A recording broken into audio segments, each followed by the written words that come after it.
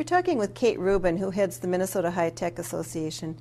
Kate, we know there are a number of issues related to really ensuring that we have an infrastructure that enables rural companies and communities and enables kids of all economic backgrounds and families to have access to our technology infrastructure. And I know the High Tech Association is really instrumental in helping us improve on this front.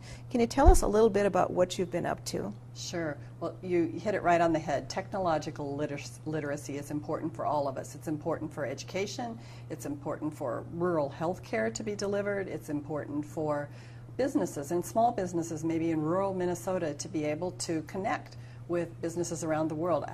As I was thinking about this, I was kind of reflecting back on the IBM ad that's on TV, where there's a small company who gets a huge order, and it's 3 people sitting around looking at each other, but it's across the world, and nobody knows, because that's what technology can help enable, and then they step up to it and deliver.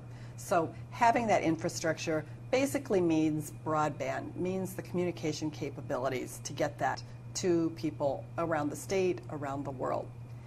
Minnesota is really taking a hard look at that. Minnesota and the U.S. are behind in that. Depending on what study you look at, we're maybe used to be number 1, but now 15, 16, 17th compared to the other people around the world. Okay. Fortunately for Minnesota, we have what's called the Ultra Speed Broadband Task Force. And it's really fun for me to be involved with this, not just because of the tech community, but because the idea for paying attention to how can Minnesota be globally competitive 4 years ago bubbled up through our ACE Leadership Program, which is a group of 30-something leaders from across the tech industry. And they said if there's one thing we can do to make Minnesota globally competitive, it is to have broadband access, to have ubiquitous broadband access. That turned into this Ultra Speed Broadband Task Force, and that's being led by Rick King from Thomson Reuters. And in November this year, we're going to have their recommendations.